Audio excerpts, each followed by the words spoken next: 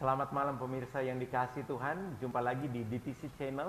Malam hari ini kami hadir dalam belajar Alkitab dari rumah. Malam hari ini saya tidak sendiri, saya bersama Bapak Pendeta David Livingstone Araro. Selamat malam. Selamat malam, selamat malam. Baik Bapak Ibu, sebelum kita akan memulai belajar Alkitab dari rumah ini dengan tema apakah Alkitab dapat dipercaya, tema yang sangat menarik. Namun kita semua butuh tuntunan Roh Kudus. Saya ajak kita semua untuk siapkan hati kita bersama-sama. Kita akan minta tuntunan Roh Kudus dalam program siang ini. Mari kita siapkan hati sambil kita menyanyikan pujian ini. Yesus, Kau kebenaran yang menyelamatkan kami. Terima kasih Tuhan. Kami bersyukur buat anugerah. Haleluya.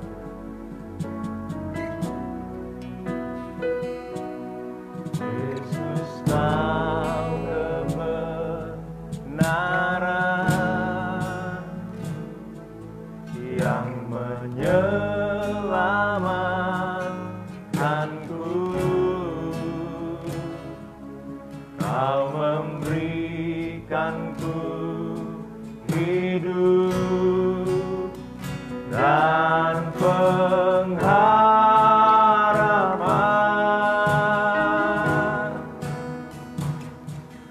Ku ikut kehendak-Mu, ku perlu anugerah-Mu. Ku nyatakan janjiku kepadamu. Sama-sama katakan, kalau ku hidup bagimu, hatiku tetap menyembahmu. Dunia tak bisa menjauhkanku dari kasih-Mu.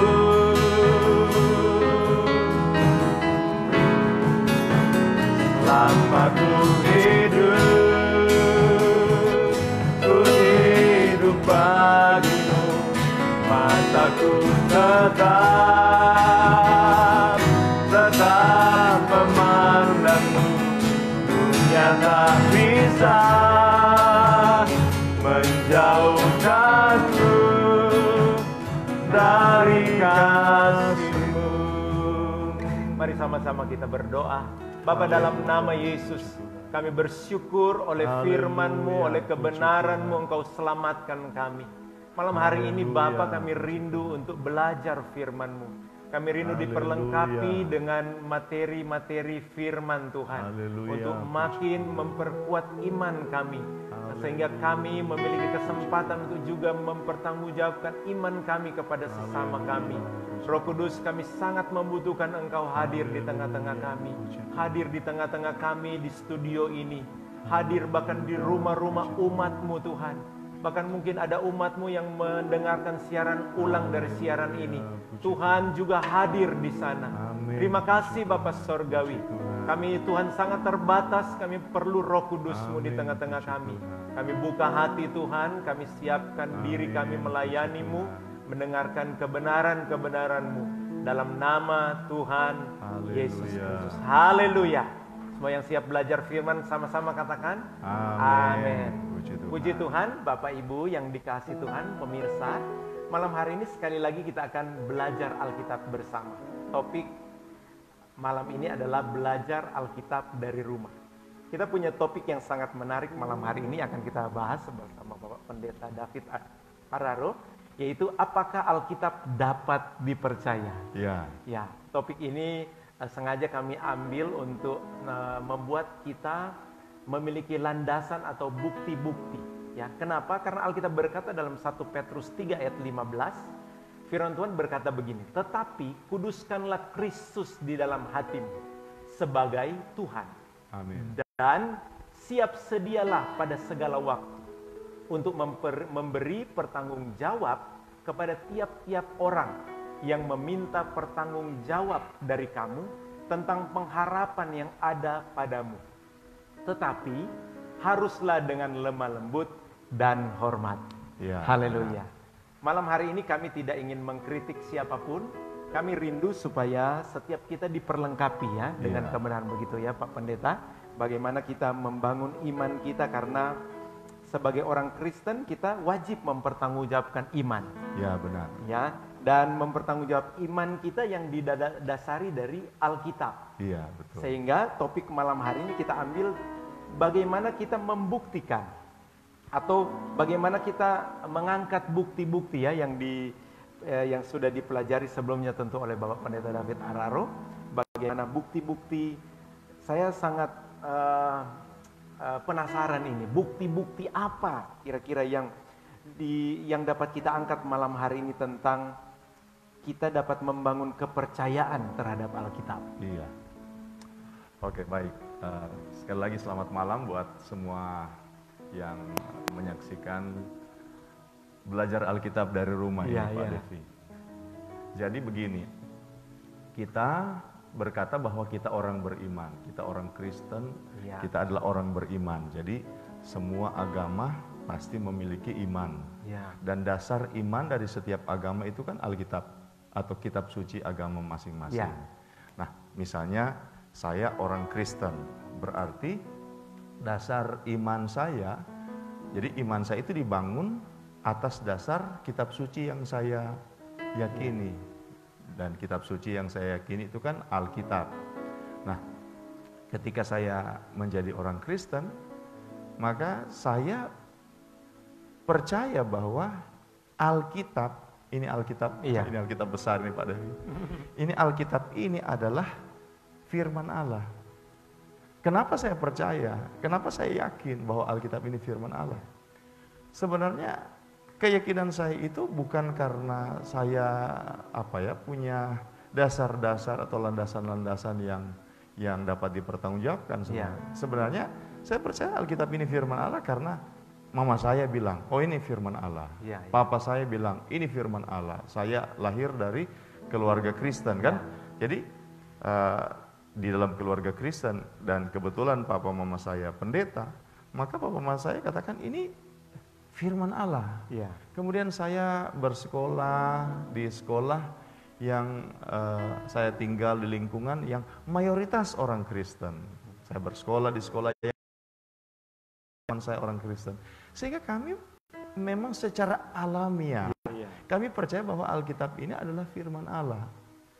Tetapi ketika saya mulai semakin dewasa, Pak Devi, saya merenungkan satu pertanyaan begini. Saya sebagai orang Kristen yakin Alkitab ini firman Allah. Saya yakin juga teman-teman yang non-Kristen pasti juga meyakini kitab suci mereka sebagai firman Allah. Tapi sekarang jadi pertanyaan bagi saya. Ini ketika saya mulai menanjak dewasa. Kira-kira apa yang menjadi dasar keyakinan saya? Apakah hanya sebatas informasi yang saya dengar dari mama papa saya, dari guru sekolah saya, dari guru agama saya di sekolah, atau dengar dari teman-teman yang saling, oh ini firman Allah. Kalau kita hanya memiliki dasar seperti itu, saya mau sampaikan begini Pak Devi. Ini dasar yang tidak salah, tetapi pertanggungjawabannya rapuh. Yang menarik kan Pak Pendeta David, jangankan itu kesaksian Pak Pendeta ya. Saya merasa bahwa menurut saya bahwa ini kesaksian banyak orang Kristen di luar sana bahwa meyakini Alkitab ya kitab suci yang dikatakan oleh nenek moyangnya. Nah, ketika kita tiba pada materi ini, menarik apa sebenarnya bukti-bukti yang menjadikan dasar. Pikiran tadi yang Pak Pendeta bilang, tambah lagi Pak Pendeta punya latar belakang sekolah teologi ya.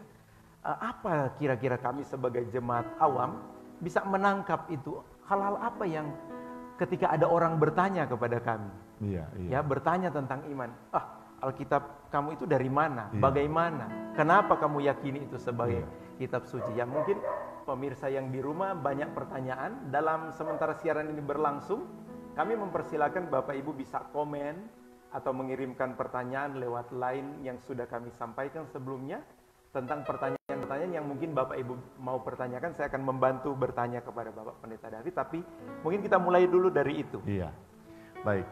Jadi Pak Devi, Iya. memang kalau kita bicara ini pasti sangat panjang. Jadi saya berusaha untuk menyampaikan secara ringkas ya. Iya.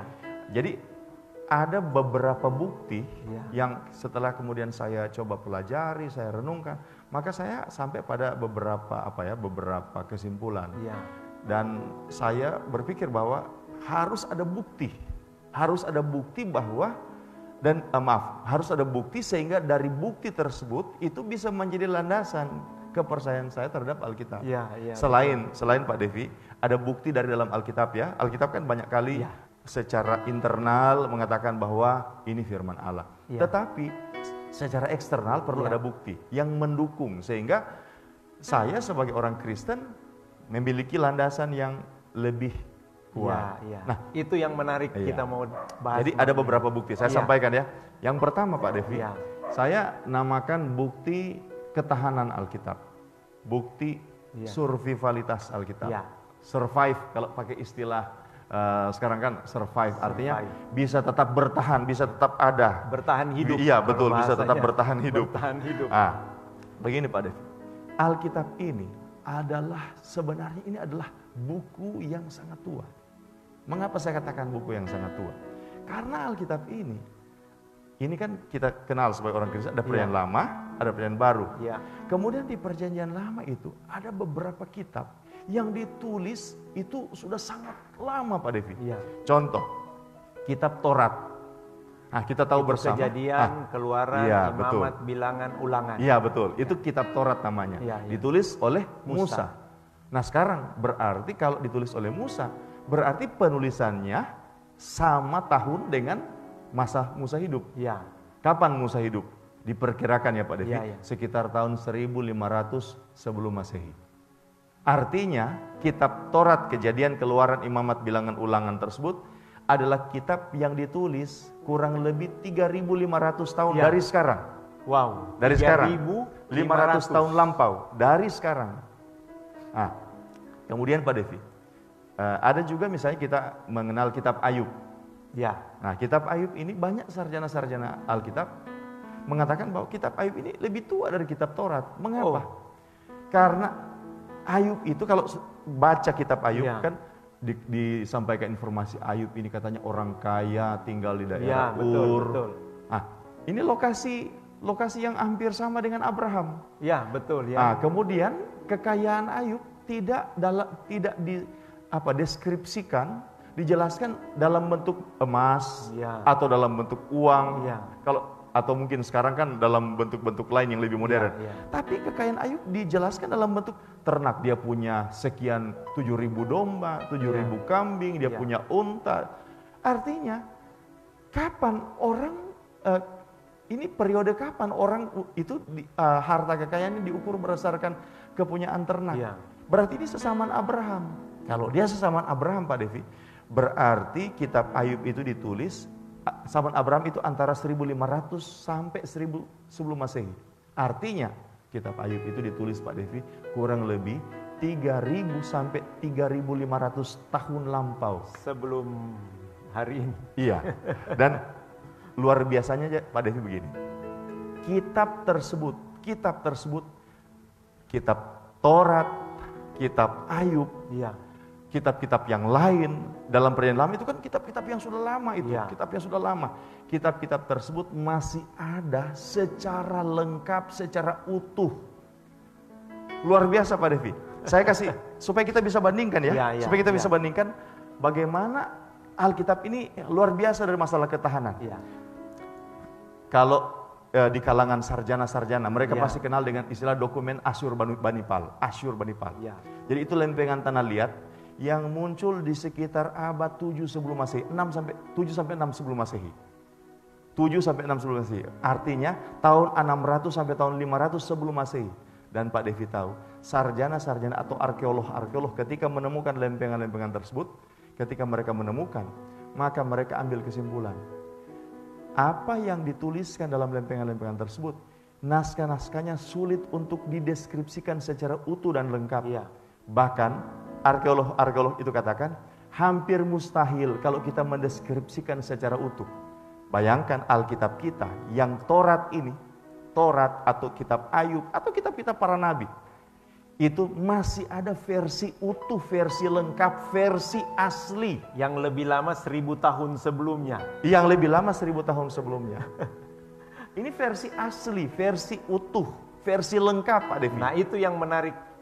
Banyak kan orang berkata, mungkin segelintir orang saja yang bicara bahwa maaf ya, bahwa buku ini palsu katanya. Ini kalau kita bicara palsu berarti masalah keaslian. Iya. Saya katakan Alkitab ini lengkap, utuh, asli. Kenapa asli? Lengkap, utuh, asli. Asli. Yang menarik ini, tolong pendeta. Kenapa saya berani katakan bahwa Alkitab kita ini asli? Asli itu artinya sama dengan versi originalnya. Memang Pak Devi, kita tidak ada versi originalnya, tidak ada manuskrip yang asli. Yang pertama ditulis naskah tangan yang bisa ditulis oleh Musa. Tetapi begini Pak Devi, jadi para sarjana sekuler meragukan Alkitab keasliannya. Tetapi ada satu peristiwa yang membuat Alkitab ini memang harus kita akui keasliannya. Itu begini ceritanya Pak Devi. Sampai abad 20 pertengahan, di bagian awal sampai tahun 1940, naskah Alkitab itu khususnya untuk naskah-naskah Perjanjian Lama Pak Devi, itu naskah-naskahnya itu disalin oleh satu golongan Yahudi yang namanya Masoret. Jadi mereka ini ahli-ahli kitab Yahudi yang bertugas untuk melestarikan atau menjaga kelestarian naskah Alkitab Perjanjian Lama. Jadi mereka salin supaya kan itu Alkitab itu kan ditulis di papirus. Nah, itu bisa rapuh, bisa hancur, jadi perlu disalin supaya bisa mempertahankan kontinuitasnya Pak Devi. Nah, sampai abad 20 awal, kita hanya punya naskah Masoret. Kita tidak memiliki naskah-naskah lebih lama dari Masoret. Sehingga dipertanyakan, apakah ini asli? Tapi Pak Devi, tahun 1946 sampai tahun 1956, ada satu penemuan yang menakjubkan, namanya penemuan naskah Laut Qumran. Mengapa disebut penemuan naskah Laut Qumran? Karena naskah-naskahnya ditemukan di daerah Qumran, di dekat Laut Mati Pak Devi. Ya, nantilah kalau misalnya ada pemirsa yang mau ke Israel, pergilah ke Laut Mati. Nah, di sana Pak Devi ditemukan naskah-naskah yang lebih awal, ditulis, diperkirakan oleh kaum Esseni. Dan naskah tersebut itu ditulis sekitar abad 5 sebelum Masehi sampai abad 2 sebelum Masehi. Artinya tahun 400 sampai tahun 100 sebelum Masehi. Artinya berjarak kurang lebih di atas 1000 tahun antara naskah Esseni dan naskah Masoret. Dan Pak Devi tahu, ketika dibandingkan naskah Masoret dan naskah Esseni, itu memiliki kesamaan. Artinya Pak Devi, penyalinan ini dapat dipertanggungjawabkan. Bayangkan beda 1000 tahun tetapi naskahnya masih sama. Jadi saya bisa katakan bahwa Alkitab kita ini Pak Devi, ini luar biasa. Dia bisa bertahan. Ini kitab suci yang dapat saya katakan sekali lagi, paling tua, itu yang paling menarik. lengkap, paling utuh, paling asli. Padahal Musa tulis zaman dia berjalan di padang gurun. Kan bisa tercecer naskahnya. Kita saja pindah rumah 2-3 kali bisa tercecer ijazah kita. Betul. Sedangkan Musa ini dia sekian banyak kali berpindah-pindah di padang gurun lagi, di padang gurun. Tetapi bisa bertahan. Belum lagi pembuangan di Babilonia. Aduh Pak Devi, pokoknya kalau misalnya kita bicara tentang ketahanan Alkitab, memang Alkitab ini bisa bertahan. Kenapa? Karena Alkitab ini pemiliknya Tuhan. Sebab kalau cuma manusia pemiliknya, pasti sudah hilang. Wah, jadi pertama tentang ketahanan Alkitab. Yang kedua Pak Devi, saya masuk di bukti yang kedua. Yang kedua adalah kita bicara tentang keajaiban yang kedua, sehingga kita bisa katakan, ini Alkitab ini dari Tuhan. Ini saya bisa katakan bahwa keajaiban kedua karena Alkitab kita ini bukan satu penulis Pak Devi. Alkitab kita ini ditulis kurang lebih oleh 40 orang. Banyak sekali. Dan 40 orang itu mereka tersebar di kurang lebih 3 benua.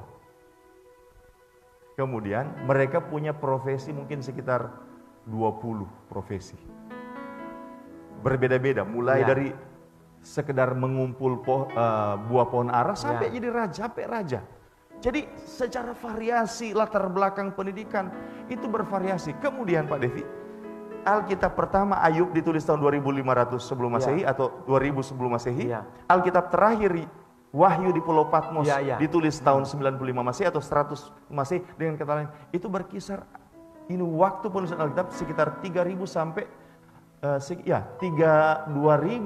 2500 sampai 2600 tahun. 600 tahun, 2000. Tapi Pak Devi, kalau kita baca Alkitab, maka kita akan melihat Alkitab itu seperti hanya merupakan satu buku yang ditulis oleh satu penulis. Karena apa? Kisahnya dari awal sampai akhir berkaitan. Berkaitan, runtut, berkaitan, berkesinambungan. Sepertinya mungkin bagi kita orang awam seperti ada yang mengatur. Betul, alurnya. betul. Ada yang mengatur alurnya. Saya begini Pak Devi, logika manusia secara secara terbatas. 40 penulis, 3 benua, dengan rentang waktu penulisan sekitar 2000-an tahun. Seharusnya normal Alkitab ini penuh dengan ada miss-nya, konflik. Ya. Pasti. Sedangkan sejarah negara kita Pak belum 1 abad sudah ada versi A, versi B, versi Lagu C. Indonesia Raya. Iya. Contoh Super Semar. Itu kan beda versi. Bayangkan itu tahun berapa Pak Devi? Tetapi Alkitab kita ini. Jadi kalau Alkitab kita semacam ada konflik-konflik berbeda-berbeda, itu lebih masuk akal. Tapi ketika Alkitab ini terlihat kesatuan, ini tidak masuk akal. Dapat saya katakan ini ajaib. Mengapa ajaib? Karena penulisnya satu. Iya. Saya Pak Devi, ini pertanyaan saya ingin bahas di topik yang lain, tapi sedikit saja. Jadi begini, surat-surat Rasul Paulus itu kan ditulis oleh Rasul Paulus, ada yang dari penjara, kemudian ada yang di perjalanan pertama, kemudian ada ya di perjalanan kedua, kemudian surat pengembalaan. Nah, surat-surat ini biasanya itu diberikan misalnya kepada Kolose misalnya. Nah, surat Kolose ini juga biasanya itu juga akan diberikan kepada jemaat-jemaat yang lain. Sebab kalau di Alkitab itu ada surat yang dibacakan kepada kamu, dibacakan juga di jemaat yang lain. Nah, kemudian, jadi akhirnya jemaat-jemaat memiliki koleksi-koleksi surat-surat Paulus. Ini dalam konteks surat Paulus ya. Mereka memiliki koleksi-koleksi surat Paulus. Nah, di jemaat-jemaat ada yang punya mungkin secara lengkap, mungkin ada yang punya tidak secara lengkap. Tetapi di abad-abad mungkin di sesudah abad pertama Pak Devi, rata-rata jemaat memiliki Alkitab yang 27 kitab ini. Tetapi kemudian karena ini istilahnya masih secara natural, secara alami mereka mengoleksi, tapi jadi masih secara alami mereka koleksi. Jemaat ini koleksi ini, jemaat ini koleksi ini. Tetapi tahun 397 di satu konsili, di satu rapat namanya di kota Kartago, akhirnya ditetapkan Alkitab kita ini 27 kitab untuk perjanjian baru. Sehingga semua jemaat menerima 27 kitab ini, Pak Devi, dari kitab Matius sampai kitab Wahyu. Menjadi satu bagian dengan kitab perjanjian lama. Iya. Menjadi satu bagian kesatuan. Ya, menarik. Saya berharap ini sejenak sudah dijawab. Nanti ada materi khusus ya untuk ada materi khusus tentang masalah ini. Kita lanjutkan dulu tentang bukti. Ini saya masih jadi yang pertama kan masalah ketahanan. Yang kedua masalah kesatuan. Yang ketiga Alkitab, Pak Devi, tentang ditemukannya bukti-bukti arkeologis namanya. Jadi begini Pak Devi, kita kan kalau orang Kristen biasa dengan dengar cerita Sodom dan Gomora. Pak Devi kan pasti dari masih sekolah minggu pernah dengar ini cerita Sodom dan Gomora. Tiang garam. Cerita tentang benteng Yeriho. Cerita tentang air bah. Nah, saya mau sampaikan Pak Devi, di Kristen ini cerita-cerita ini biasa, kita terima. Tetapi di sekuler, yang sarjana-sarjana ateis mereka tidak terima. Betul. Karena ini keajaiban. Selain keajaiban Pak Devi, karena tidak ada bukti-bukti pendukung. Tidak pernah ada bukti selain Alkitab tulis bahwa ada Sodom dan Gomora. Tidak ada naskah-naskah lain. Ya. Tidak ada naskah-naskah lain yang mengatakan ada air bah.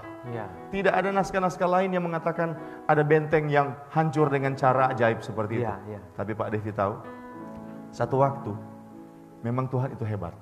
Ada penggalian arkeologi, dan kemudian mereka menemukan lempeng-lempengan tanah liat yang mendaftarkan riwayat raja-raja di tanah Kanaan. Ya. Dan Pak Devi tahu, jadi riwayat raja-raja di tanah Ur. Dan Pak Devi tahu, ketika mereka mendaftarkan, mereka membagi 2 periode raja-raja tersebut. Ya. Raja-raja pertama, raja-raja sebelum air bah, dan raja-raja kedua, raja-raja sesudah air bah. Dengan kata lain, lempeng itu, naskah-naskah arkeolog itu mengakui ada air bah. Pernah terjadi air bah. Itu air bah. Sekarang yang kedua, Sodom dan Gomora. Sodom dan Gomora. Kan tidak ada Sodom dan itu iya, sudah hancur semua. Jadi pasti iya. tidak ada naskah-naskah lain. Tapi akhirnya ditemukan lagi penggalian arkeolog yang menyebutkan adanya kota Sodom dan Gomora. Iya. Sarjana-sarjana sekuler yang tidak percaya Alkitab, akhirnya kemudian yang ketiga masalah benteng Yeriho. Di daerah yang diperkirakan benteng Yeriho, Pak Devi, tahu tidak? Biasanya kalau misalnya ada perang, benteng dari kerajaan yang kalah itu puing-puingnya jatuh ke dalam. Ya. Sebab ada, kan dari luar Pak Devi, ada serangan, tekanan musuh. Ya. Sehingga akhirnya benteng puing-puingnya jatuh ke dalam. Tapi hanya di benteng Yeriho, di situs Yeriho, yang puing-puingnya jatuh keluar. Hanya satu-satunya Pak Devi. Artinya secara logika, nak mungkin orang di dalam menghancurkan temboknya sendiri. Artinya ini keajaiban. Ya. Orang-orang bingung, kita punya jawaban dalam Alkitab. Bahwa itu terjadi karena kuasa Tuhan. Amin. Jadi secara arkeologi itu, Pak Devi. Ya.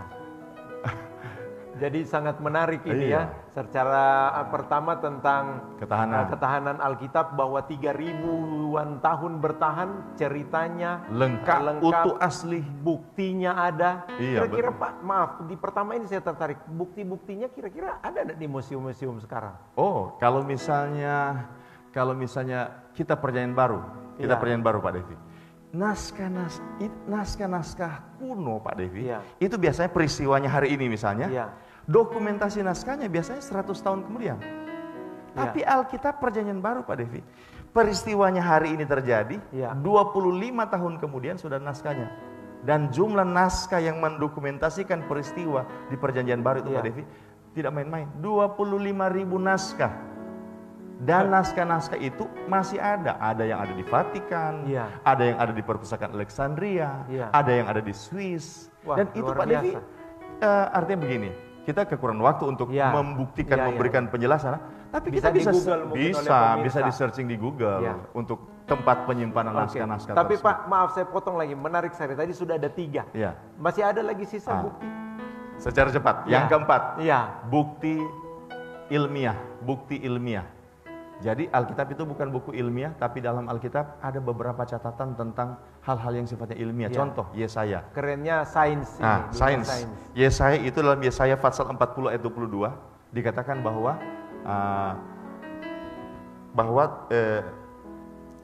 dia yang bertakhta di atas bulatan bumi. Perhatikan Pak Devi, bulatan bumi.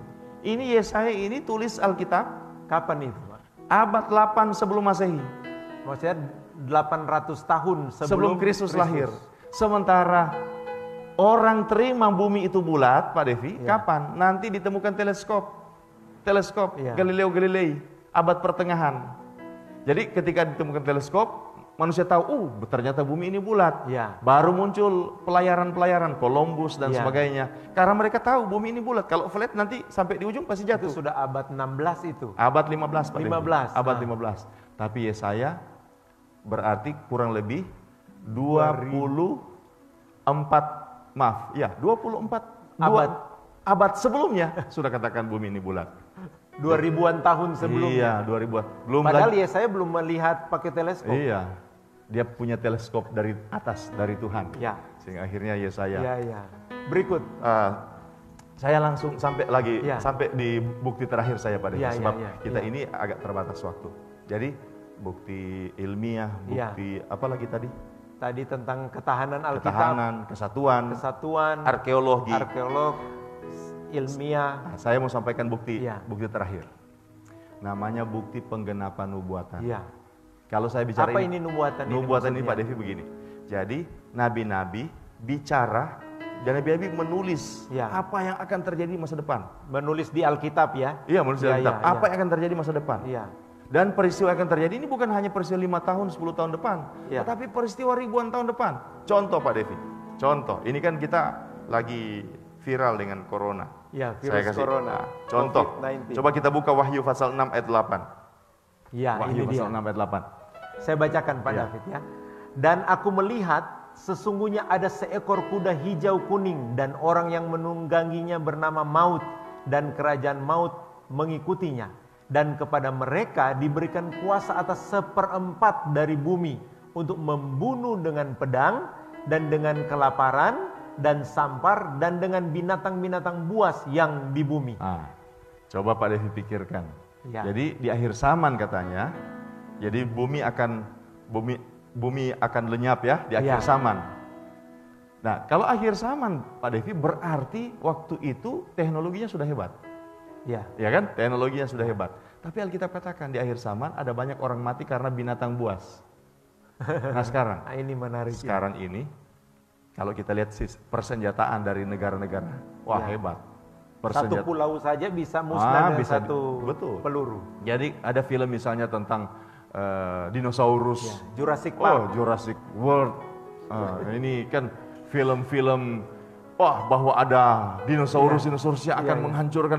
Itu tidak mungkin terjadi Pak Devi. Itu satu kali tembak saja dengan senjata, satu kali saja pesawat Amerika yang punya rudal itu tembak pulau tersebut habis. Ya, ya. Tetapi Pak Devi, apa yang terjadi sekarang? Alkitab ini tidak mungkin salah bahwa akan ada kematian karena binatang buas. Sekarang kan top dengan virus corona. Apa hubungannya ini binatang dengan virus, Pak? Nah, ya orang kalau belajar biologi pasti tahu lah. Ya. Makhluk hidup katanya ada dua, tumbuhan dan makhluk itu ada dua, tumbuhan dan binatang.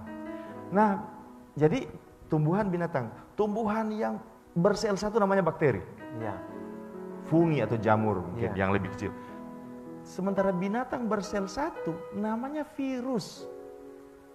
Jadi itu binatang. Binatang. Dan binatang buas kalau lihat teks Alkitab itu binatang yang berbahaya. Dengan kata lain kalau kita bicara virus berarti itu binatang yang seperti ini. Berbahaya. Dan perhatikan Pak Devi, struktur penulisan Alkitab dengan kelaparan dan sampar dan dengan binatang-binatang. Seperti ada kaitan antara sampar dan binatang-binatang. Bayangkan, tahun 95 Masehi atau kurang lebih 1900 tahun sebelum zaman sekarang. Kita Wahyu ditulis. Ditulis. Secara tersirat corona sudah disebutkan. Secara tersirat. Ada orang kan sekarang lihat di novel itu katanya ada corona. Tahun berapa itu? Beberapa tahun yang lampau. Ya, Tapi ini Pak Devi 1900 tahun sudah tersirat ada corona. Ini hanya satu bukti dari penggenapan nubuatan. Masih banyak yang lain Masih sebenarnya. banyak. Berarti akan ada materi kita tentang akhir zaman. Eskatologi bahasa kerennya. Ini saya sendiri disegarkan ya dengan kebenaran-kebenaran ini, bagaimana Alkitab bertahan ribuan tahun. Wah, kemudian kesatuan penulisan, kesatuan tema dari Alkitab itu. Kemudian kita dapatkan ada bukti-bukti arkeologi yang tidak saja diakui oleh orang Kristen ya Pak Pendeta ya, tapi oleh para akademisi. Akademisi Pak Devi. Dan dilengkapi dengan bukti ilmiah. Iya. Dan yang menakjubkan, yang sangat menarik ini, saya pikir kita perlu membahas lagi tentang apa saja nubuatan sebenarnya yang digenapi, yang ada di Alkitab yang sekarang digenapi. Amin. Ya, dan kita bahas saja tentang virus corona. Menarik sekali Bapak Ibu, tapi sayang kita dibatasi dengan waktu. Kami akan terus hadir membawa materi ini, belajar Alkitab dari rumah di waktu yang akan datang. Kita tentu minta tuntunan Roh Kudus, karena tujuan dari semua ini adalah supaya kita makin kokoh di dalam Tuhan. Amin. Iman kita makin bertumbuh di dalam Tuhan, dan kita juga dapat menjadi saksi Tuhan untuk mempertanggungjawabkan iman kita. Sekali lagi pesan firman Tuhan di awal tadi, dengan lemah lembut. Amin. Ya, kita tidak menyerang siapapun pada bagian ini. Kita rindu hanya untuk menguatkan iman kita bersama. Baik, Pak Pendeta, terima kasih untuk materi yang begitu indah, namun tidak terasa cukup kalau kita tidak menutupnya dalam doa. Iya. Ya, mohon Pak Pendeta pimpin dalam doa. Mari kita berdoa. Kami bersyukur Tuhan untuk kesempatan malam hari ini. Engkau berikan kepada kami waktu untuk Haleluya. belajar firman-Mu, dan kami boleh mempercakapkan tentang bukti-bukti bahwa Alkitab ini adalah benar. Alkitab ini adalah asli. Alkitab ini dapat dipertanggungjawabkan. Sehingga dari semua bukti-bukti tersebut, bahkan dalam Alkitab itu sendiri berkata bahwa ini adalah firman-Mu. Alkitab adalah firman Allah. Itu membawa kami semakin kokoh, semakin kuat, semakin kami yakin. Dan bukan hanya sekedar hanya dalam keyakinan, tetapi kami dapat mempertanggungjawabkan keyakinan kami. Bahwa Alkitab adalah firman Allah. Alkitab berasal dari Allah. Alkitab memiliki kuasa yang hebat. Alkitab dapat dipertanggungjawabkan. Sehingga kami dapat terus berdiri di atas dasar Alkitab. Terima kasih. Segala keberadaan hidup kami dijamin oleh firman Tuhan. Hidup kami di masa depan pun dijamin oleh firman Tuhan. Sebab Engkau adalah Allah yang benar, firman-Mu adalah kebenaran. Berkati semua yang sudah belajar bersama-sama dengan kami dari rumah, dan Tuhan yang akan tolong kami untuk dapat mampu melewati wabah pandemi ini Bapa, sehingga kami akan terus hidup dalam kemenangan, hidup dalam berkat-berkat Tuhan, dalam sukacita damai sejahtera yang dikerjakan Roh Kudus. Dan Tuhan akan terus tolong berkati pemerintah kami, bahkan semua pihak yang sementara berjuang bersama dengan masyarakat dalam memerangi wabah pandemi COVID-19. Terima kasih Bapa, kami bersyukur kepadamu. Kami bawa doa kami dalam nama Tuhan Yesus Kristus. Haleluya, puji Tuhan. Amin. Amin. Pemirsa yang dikasih Tuhan, saya mewakili pemirsa yang di rumah mengucapkan banyak terima kasih kepada Bapak Pendeta David Araro untuk malam hari ini bisa membagikan kebenaran-kebenaran bagi kita. Dan Bapak Ibu, kami akan terus hadir setiap minggu satu kali. Di setiap hari Selasa malam jam 8 malam kita akan belajar firman Tuhan bersama-sama. Bapak Ibu juga bisa menjadi berkat dalam bagian ini dengan membagikan siaran ini kepada handai tolan yang ingin mengetahui tentang firman lebih dalamnya. Ada topik-topik yang menarik yang akan kita bahas di depan. Mungkin kami juga memberi kesempatan kepada Bapak Ibu, jika ada pertanyaan atau topik yang Anda ingin kita bahas di depan, maka tim kreatif kami akan mempertimbangkannya dan kita akan sama-sama belajar firman. Baik Bapak Ibu, setiap malam kami hadir di DTC Channel jam 8 malam. Sampai selesai Bapak Ibu dapat bersama-sama dengan kami di channel ini. Tuhan memberkati dan selamat malam. Selamat malam.